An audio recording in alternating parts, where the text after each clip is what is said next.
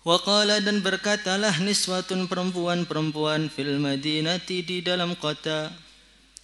Imra'atul Aziz, istrinya Al-Aziz, turawidu fataha, menggoda merayu pelayannya. An nafsih, untuk menundukkan dirinya. Qad syaghafaha khubba, pelayannya benar-benar membuatnya mabuk cinta. Inna kami pasti lanaraha, memandang istrinya Al-Aziz, kami pandang fi dhalalin, di dalam kesesatan, mubinin yang nyata. Falamma sami'at, maka ketika perempuan itu mendengar, bimakrihinna, dengan cercaan mereka, arsalat, maka diundanglah ilaihinna, perempuan-perempuan itu, wa'atadat, dan ia menyediakan lahunna, bagi perempuan-perempuan yang mencerca tadi, muttaka'an, tempat duduk yang nyaman. Wa'atad, dan diberikan kulla wahidatin, kepada masing-masing, minhunna, dari mereka, diberikan sikinan, sebuah pisau untuk memotong jamuan. Waqalat, dan Zulaikha mengatakan kepada Nabi Yusuf, ukhruj, keluarlah wahai Yusuf, alaihinna, kepada mereka. Falamma ra'ainahu, maka ketika perempuan-perempuan tersebut melihat Nabi Yusuf, akbarnahu, mereka begitu terpesona dengan keelokan rupanya. Wa qatta'na, dan mereka tanpa sadar memotong aydiyahunna, tangan mereka. Wa qulna, seraya mereka berkata, hasya lillah, maha sempurna Allah, ma hadza basyara, ini bukanlah manusia, in hadza, tetapi ini, illa malakun karim, melainkan malaikat yang mulia. Pengen ketemu Nabi Yusuf? Wah, nanti di surga insya Allah ketemu semuanya. Bahkan muka kita Allah rubah seperti Nabi Yusuf semuanya. Maka waqala niswatun fil Madinah, jadi sudah menjadi berita di antara para wanita-wanita, ibu-ibu arisan. Kalau sudah kumpul emak-emak, itu nanti pasti ada gosipan-gosipan yang setajam silet. Maka wanita-wanita di Madinah tadi sedang rumpi. Kalau sekarang majelis taklim, namanya taklim. Tetapi setelah itu gunjing orang. Mereka mengatakan, imra'atul Aziz turawidu fataha an nafsihi qad syaghafaha hubba. Itu loh, istrinya Al-Aziz itu loh, pelayannya sendiri loh, kok bisa-bisanya dirayu sampai dia cinta dengan pelayannya. Ini kan namanya cinta terlarang ini. Itu loh pelayannya sendiri. Inna lanaraha fi dhalalim mubin. Imra'atul Aziz ini benar-benar otaknya itu sudah hilang, sesat betul. Masa pelayannya, anaknya sendiri diangkat jadi anak, malah digoda. Ini gosipan, kata-kata yang dibahas oleh perempuan-perempuan yang ada di kota Mesir. Maka akhirnya berita tadi sampai kepada Zulaikha. Falamma sami'at bimakrihinna, ketika Zulaikha tahu disalahkan di mana-mana, di majelis sana disalahkan, ada orang rumpi sana dia kena, orang rumpi sana dia kena.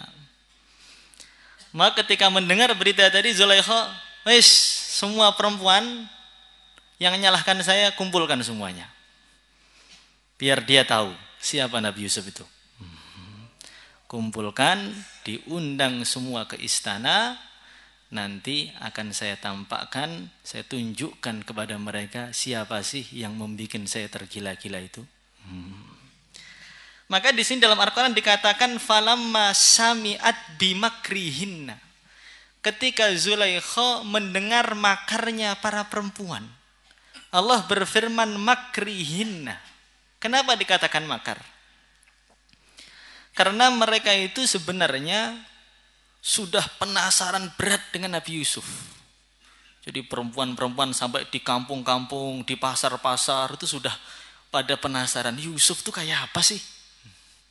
Yusuf tuh kayak apa sih? Katanya tuaman tuh kayak apa sih? Maka mereka punya cara. Caranya bagaimana? Nyalahkan Zulaikha sebanyak-banyaknya. Biar Zulaikha terpancing jadi panas. Nanti Zulaikha akan ngundang mereka ke istana untuk membela diri. Akhirnya ditampakkan. Ini loh yang bikin saya jatuh cinta. Coba kamu lihat. Kamu gila enggak? Jadi sebenarnya perempuan tadi nyerang Zulaikha. Inna lanaraha fi dhalalim mubin. Zulaikha sesat. Masa pembantunya digoda. Itu sebenarnya bukan begitu. Tujuannya bukan itu.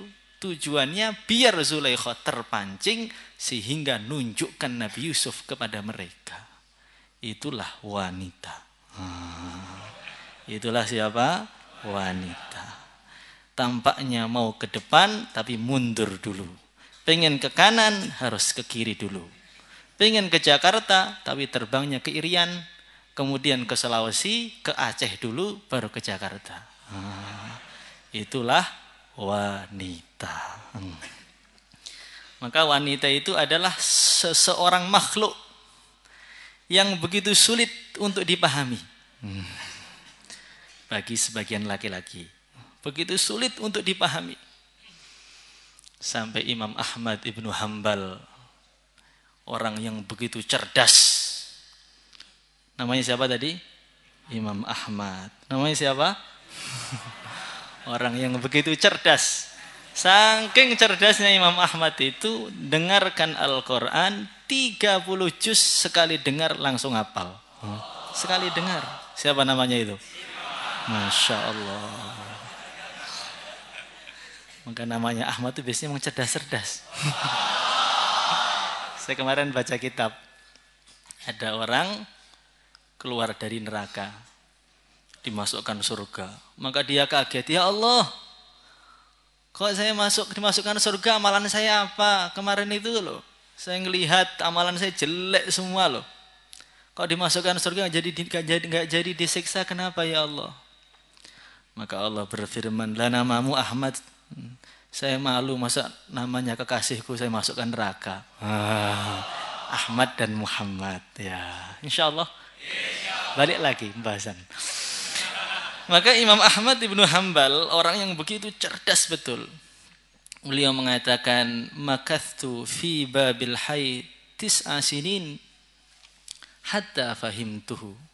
Saya ini untuk memahami satu bab dari wanita yaitu babul haid. Itu butuh waktu 9 tahun.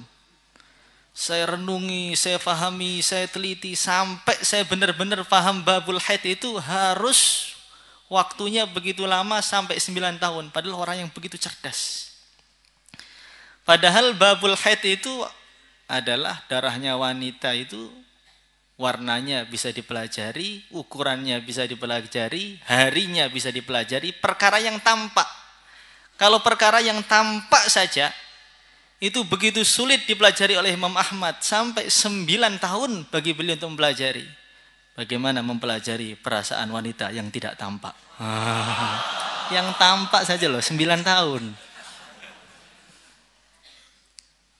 Iya Pak ya.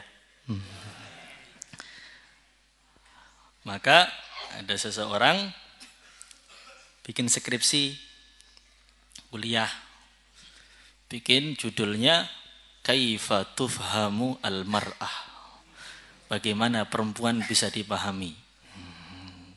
Cara memahami wanita.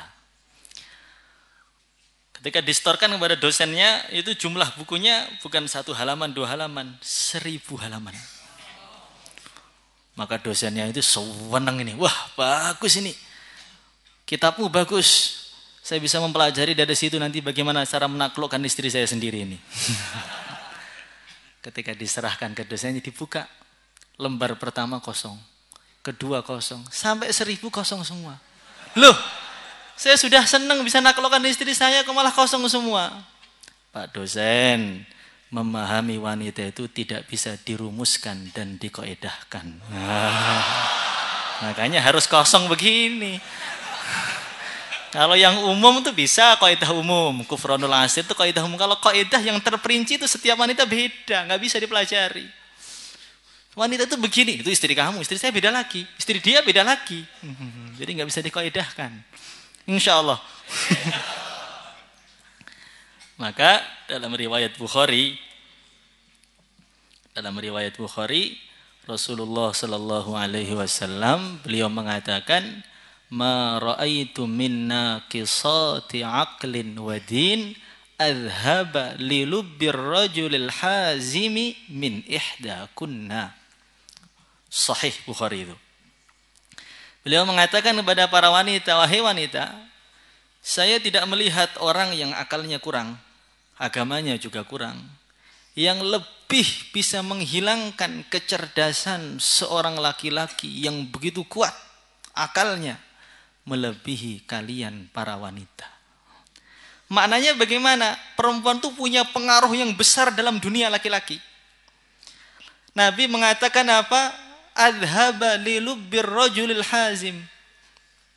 Jadi laki-laki yang cerdas, yang kuat, itu kalau bertemu dengan wanita, otaknya tadi hilang. Apalagi yang ngantuan ketika ngaji.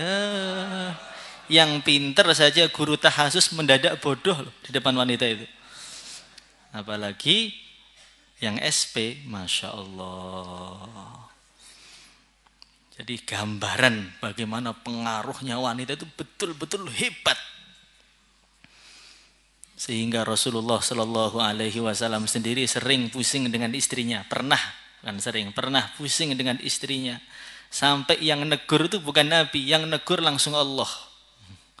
Dalam Quran langsung, kulli azwajika in kuntunna turidnal hayatad dunya wa zinataha fata'alaina umatti'kunna wa usarrihkunna sarahan jamila.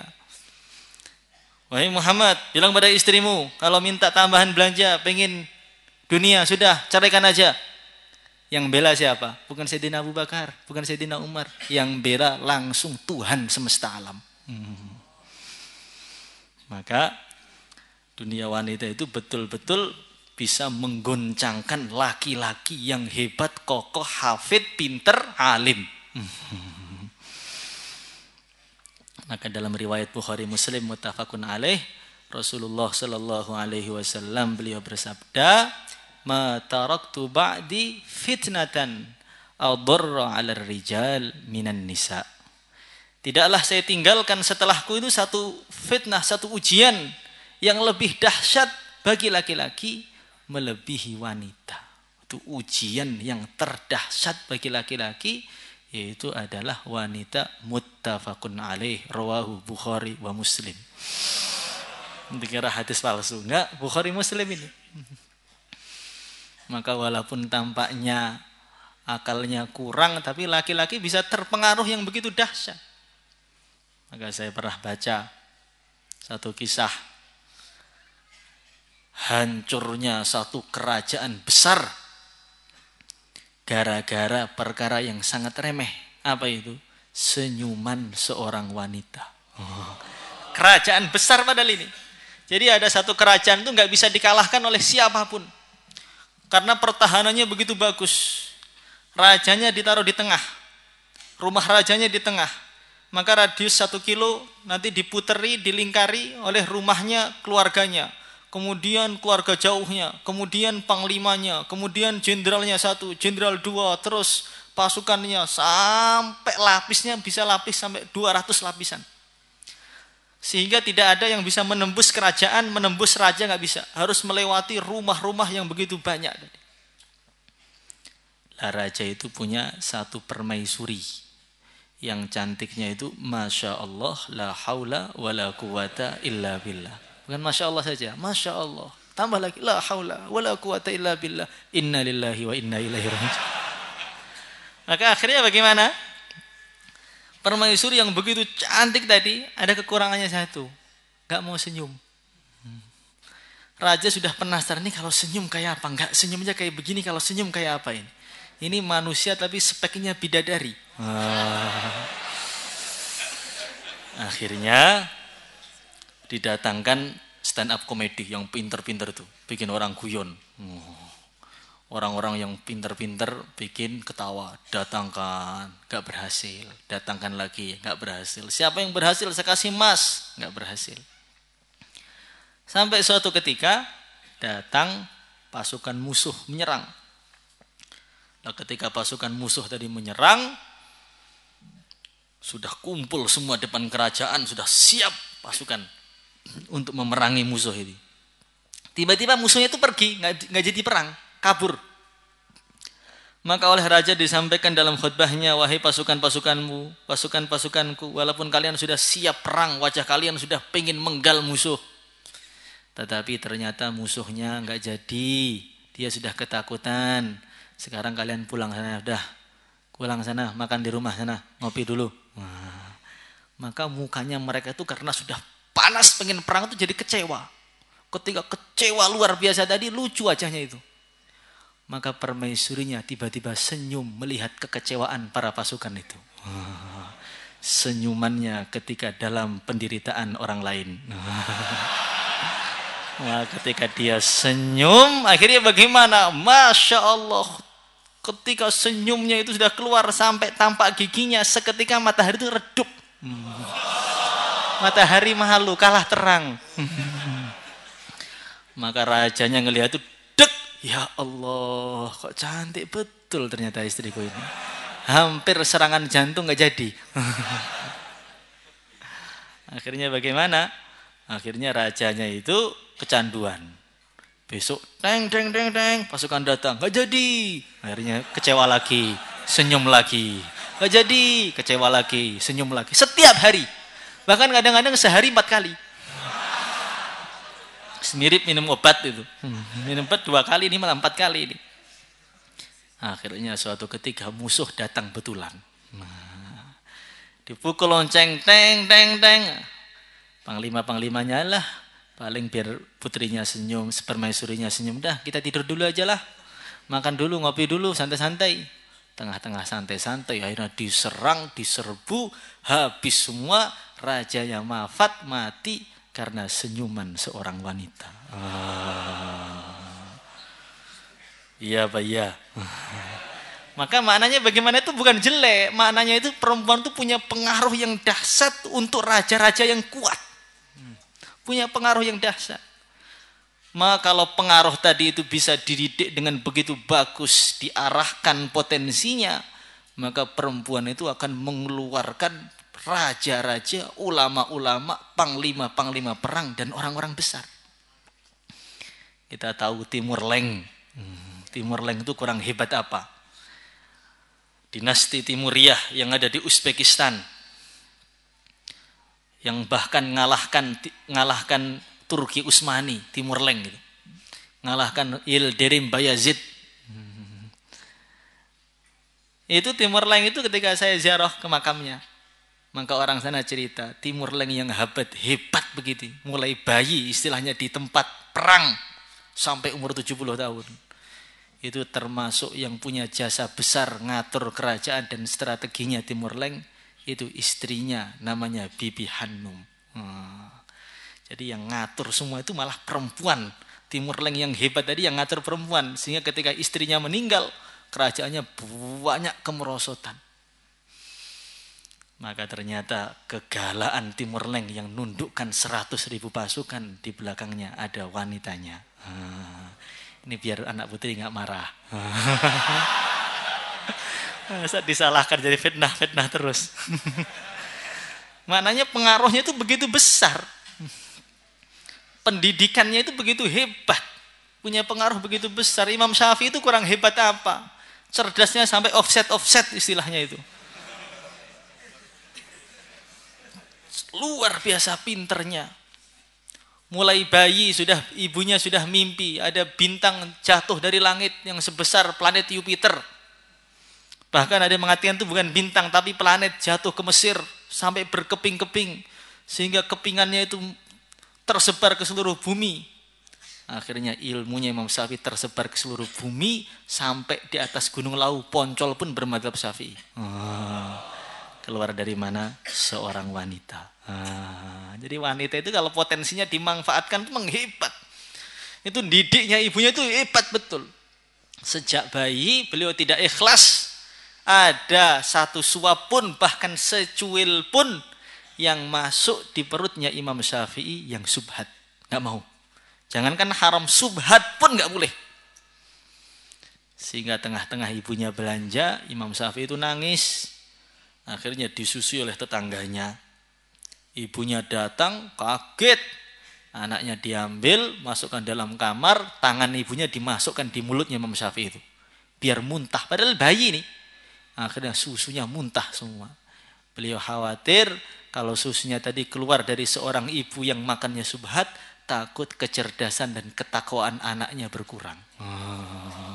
Itu Fatimah, ibunya Imam Syafi'i radhiyallahu taala anhu. Maka Imam Syafi'i yang hebat ternyata ibunya yang gregetnya itu luar biasa. Maka dalam satu makalah dikatakan, kaifa nadhunnu bil abna'i khairan idza nasha'u bihadnil jahilat.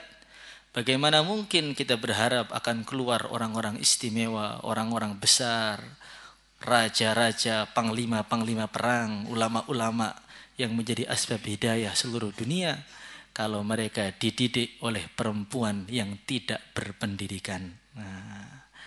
Makanya disinilah pentingnya mendapatkan istri lulusan tahasus. Maulaya salli wa sallim daiman